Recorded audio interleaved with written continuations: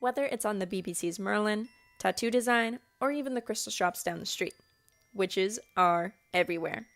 There are over 25,000 Wiccans in Canada alone. Hello everyone, today we're going to be taking a closer look at Wicca. Wicca, or the old religion, isn't actually as old as many think.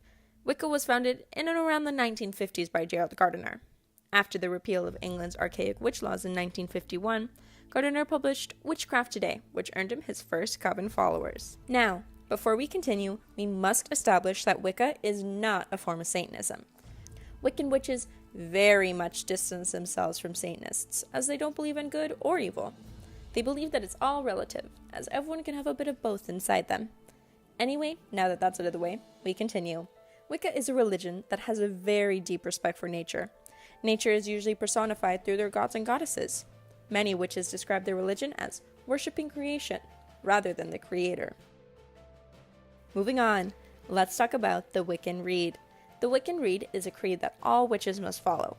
If it harms none, do as ye will. Pretty much do whatever you want as long as it doesn't hurt anyone. However, moral and religious rules do still apply to the creed. Another passage that Wiccans follow is known as the threefold law, which states, all good that a person does to another returns threefold in his life. Harm is also returned threefold. This introduces the idea of karma, similar to Hinduism and Buddhism. Another comparison between Wicca and Hinduism and Buddhism is that witches also believe in reincarnation, so look at that. Now it's time to talk about their gods and goddesses. So the main deity, if you will, is someone that they call the goddess. Now, with the goddess, there's been some debate on her standing. Some witches see her as an all-encompassing force that brought all other gods into existence. Think the Brahmin of Hinduism. This then brings into question the polytheistic nature of Wicca. Is it truly polytheistic then? However, other Wiccan members see her on the same level as all other gods and goddesses. She has an emphasis on female power, and that's usually the focus of her devotion. She is also split into three parts, representing the three phases of the moon, being waxing, full, and waning. Think the Holy Trinity, but moons. Next up is the horned god of the forest. As the goddess represents feminine power, the horned god of the forest shows masculine energy. He is also the god of fertility, so for many that is the focus of their devotions. The origins of this god is unknown, but many believe it was derived from the Celtic god Cernunnos, or the Greco-Roman god Pan. They were both seen as fertility gods with antlers. Overall, Wiccan gods are very personalized to a person's needs. Some worship the god, while some worship the goddess, and some just worship nature. Continuing, we're now going to talk about the big aspect of Wicca, being magic. It's spelled with a K to differentiate it from media and magicians. Magic to Wiccans is prayer to Christianity. It's the basic law to life and is everywhere. Wiccans call upon the power to heal themselves, while other religions ask their god to do it for them. Magic is really manipulating reality to the witch's will. Fact check. Wiccans don't cast spells of harm onto others. That's just a stereotype. As we discussed earlier, Wiccans believe in karma, so they would never use their magic to hurt others. Moving on. Wiccans use things like swords, spellbooks, chalices, censers, cords, and crystals to help with their ritual. Also to aid them in spellcasting, witches will join covens, where their coven mates will go into a forest and cast a group spell, believing it'll make the spell stronger. Actually, I have a sample spell here that I'd love to read for you. Alright, so this is a spell for friendship and to make friends. So, for this one, you're going to need one small rose quartz, or maybe a clear quartz, or a lapis lazuli, whatever you can get your hands on. Next, you're going to need one yellow spell or votive candle. And last, lavender essential oil.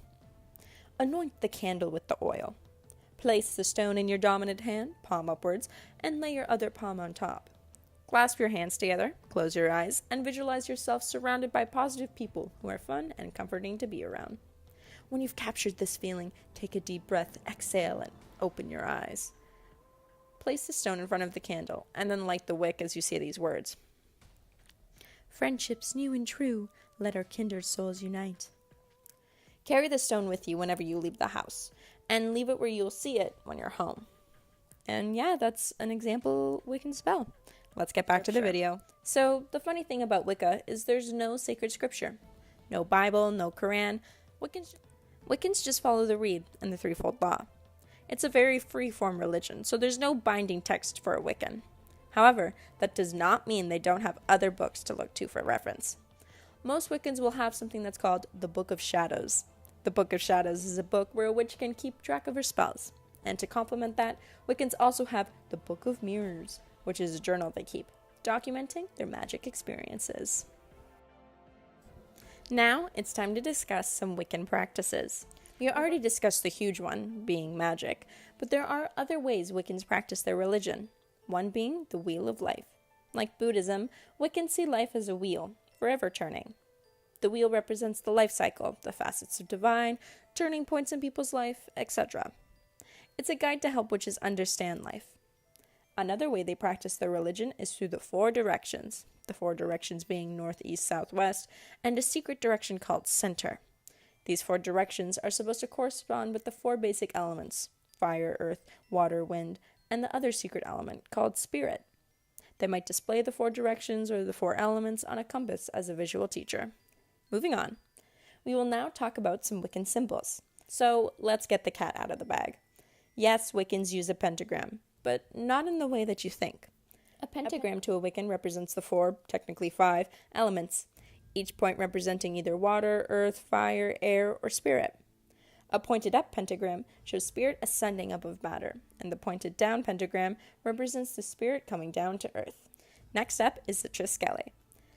This may look very similar as it's used in Celtic Reconstructionist groups, and it's also seen in the Irish military. It represents the triple moon, and the 3 symbols rooted in the same element. Up next is the triple moon. This represents feminine power, and is associated with the goddess. It also shows the 3 phases of the moon, waxing, full, and waning, and the 3 stages of a woman, maiden, mother, and crone. The yin to that yang is the horned god. It's meant to show masculine energy, and similarly, the 3 stages of a man, father, master, and sage. It's also meant to show perfect union of the divine and animalistic/nature. Next up is also an ancient symbol, the witch's knot.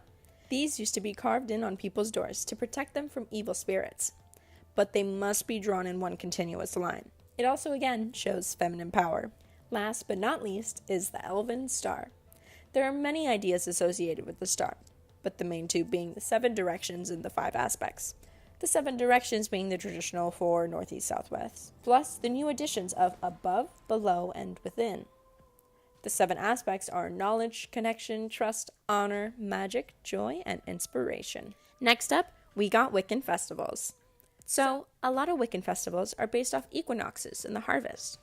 Many even see paganism as one of the first religions due to celebrating the seasons, as that was one of the first forms of worship. The way they celebrate festivals is either casting spells with their coven or having a feast with those closest to them. Anyways, let's jump into the festivals. First up, we have Yule, or the winter solstice. On Yule, they celebrate the year's end and beginning. It's the return of light and full of renewal and hope. Next is Bridget's Day, which takes place on either February 1st or 2nd. This celebration is to prepare for spring. It's a time to clean and organize one's home and life. We can see this as a time of creativity and inspiration. Continuing, we have the spring equinox. Growth is a prevalent theme, as it's a time for fertility, birth, and renewal. Next is May Day. This holiday obviously takes place in May, on the 1st. It's to celebrate the union of the goddess of Mother Earth and the god of Greenwood. It's a good growing season, and the theme of fertility can be seen again. May Day is usually celebrated with a parade, and again casting spells and giving offerings to the gods and goddesses of fertility. Up next is the summer solstice. It's a time for joy and renewal as light takes over darkness once again. More wildlife is now seen, and the early nights are now over. Lammas, taking place on August 1st, is a time of joy and fear for many Wiccans as the harvest is coming close. Joy and hope for a bountiful harvest, and fear of not having enough to survive the winter. People also at this time cast spells to protect their homes and develop their ability to help protect their family during the harsh winter months. Fall equinox, the Wiccan Thanksgiving. It's a time where people harvest their crop and have a big meal to celebrate all the food they're able to get. Now it's time for the most important Wiccan festival, All Hallows Eve, or Halloween Day, October 31st. It's a time of remembrance, as Wiccans will remember their ancestors and once again celebrate the harvest. Okay, now it's time for Wiccan milestones. Similar to scripture, Wiccans don't really have many milestones. If they do, they are very personal to a witch. For some, it might be becoming a high priest or priestess in your coven, or getting a deeper connection with nature. Or maybe, in certain covens, initiation is seen as a milestone. Once again, it's super personal for a witch. Alright, now that we got all the practices out of the way, it's time to hone in a bit more on Wicca, specifically its branches.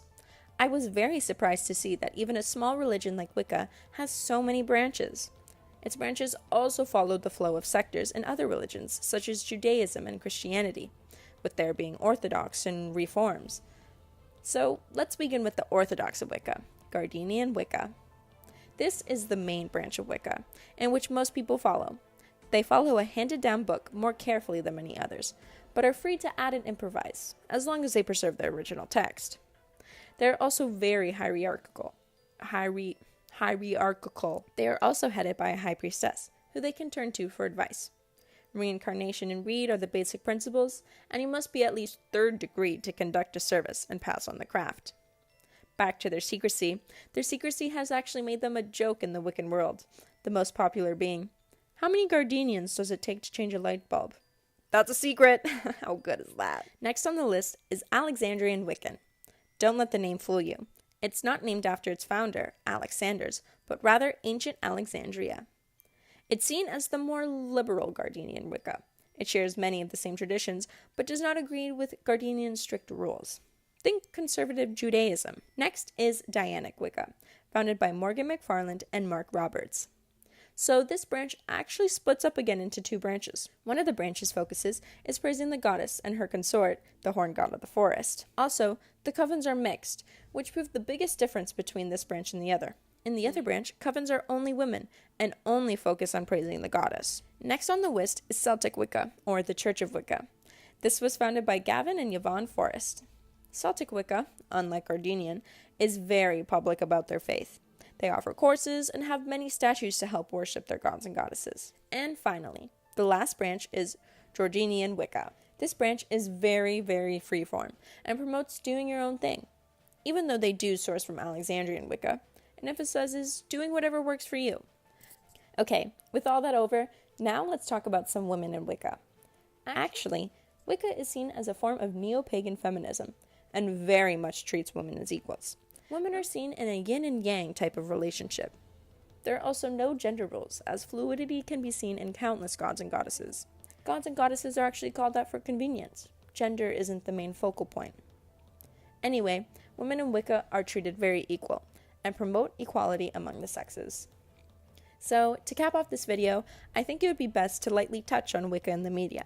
As I mentioned earlier, Wicca is starting to spread more, as you don't need to be religious to follow Wicca. The popularity of crystal healing and alternative medicine all derive from Wiccan beliefs. Also, many shows use Wiccan beliefs and characters, such as the Druids in BBC's Merlin. Overall, Wiccan belief is becoming very mainstream, and the misrepresentation on Wiccans are finally breaking. And that's that. That's a crash course on Wiccan beliefs, its history, and its branches. I hope you were able to take something away from this video and break pre-existing prejudices. It was a very fun, yet stressful time I had learning about this religion. As I learned more, I saw that it really wasn't as bad as I thought it was. Yes, some of their beliefs may be cheesy and straight out of a fantasy novel, but they promote good actions and deeds and aren't really hurting anybody. Anyways, that's all on Wicca. Thank you for watching.